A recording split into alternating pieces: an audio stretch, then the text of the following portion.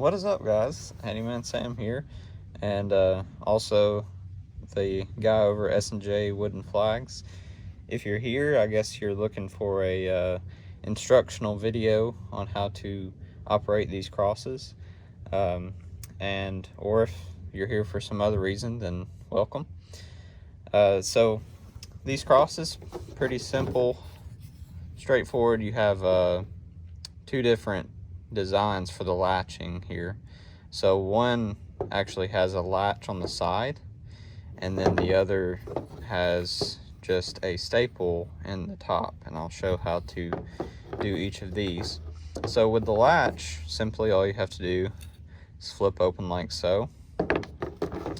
The staple, just simply pinch and pull straight out just like so.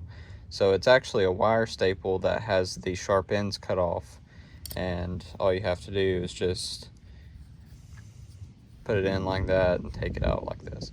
So pretty straightforward. But then after that point, after you've undone the latch, they're both the same from there. So I'm just going to set this one aside and continue to show. So all you do at this point is pull up, like you place it on a flat surface like this, and pull up on this part. You can pull it up like this, you can pull it like this, you can even try to pinch it like that, but I wouldn't suggest that because then you're only going to be pulling up one side.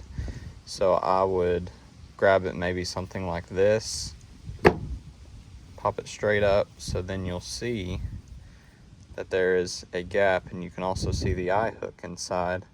But there should be a gap like that on both sides. So while keeping that gap open, keeping your thumb underneath or something like that, you'll pull back on this piece, exposing the eye hook, and you can rotate either this way or this way to be able to see the mirror inside, which is who Jesus died for. No, Jesus didn't die for a mirror, but he died for everyone. So that's what it looks like on this side.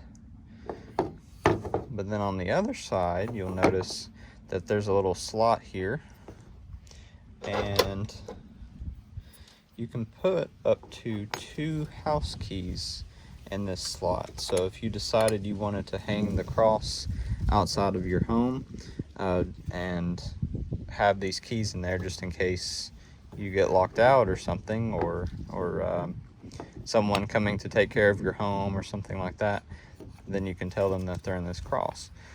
There's also a little hole here to be able to hang it up for a nail. But that is pretty much how you open it. And then putting it back together, I already slid it back in place, but if you are going to put keys in here, I would suggest having it upside down like this way and first, and then sliding it back around. And like I said, make sure that gap is open when you do.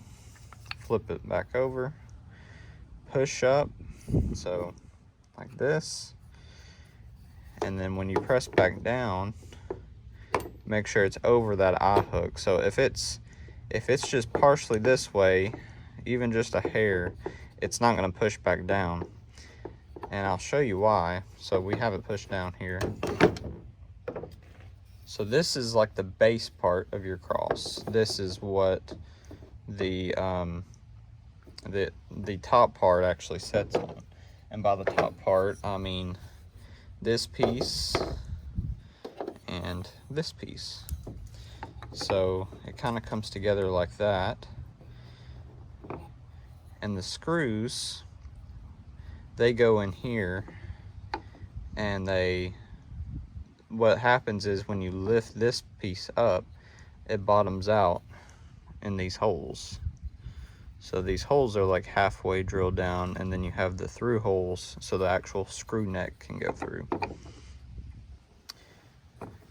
Let's see, what else should I mention here? But oh yeah, so when this is the opposite side, so flipped over, this is what the actual eye hook goes into. Now this one, I haven't actually cut out the slot yet, but that's whenever you see that part, that's what actually is locking it. So whenever you latch it down, so it's latched down like that, that's what keeps it from pulling back out. So then you have this piece, which goes here. Actually, I got it the wrong side around. But that's where your mirror goes. This is where your actual top piece goes, and then this is where this goes. And so this slot is a little bit elongated, so that way it has room to come back at least just a hair. That way it can rotate, because if it didn't have any kind of play at all, then you wouldn't be able to rotate it at all. But if you are gonna put it outside of your home, I would suggest being underneath some kind of porch or covering. And if your cross starts to get tighter, or if it's harder to pull apart, then I would suggest maybe putting a drop or two of oil with this part up. So kind of put it around the walls inside there. I had a few crosses that were kind of tight, and I put a little bit of oil around there, and that seemed to loosen them up. It doesn't need a lot, just a tiny bit, and that will take care of it. But any other questions, just leave in the comments below, and I will get back to you as soon as I can. Thank you.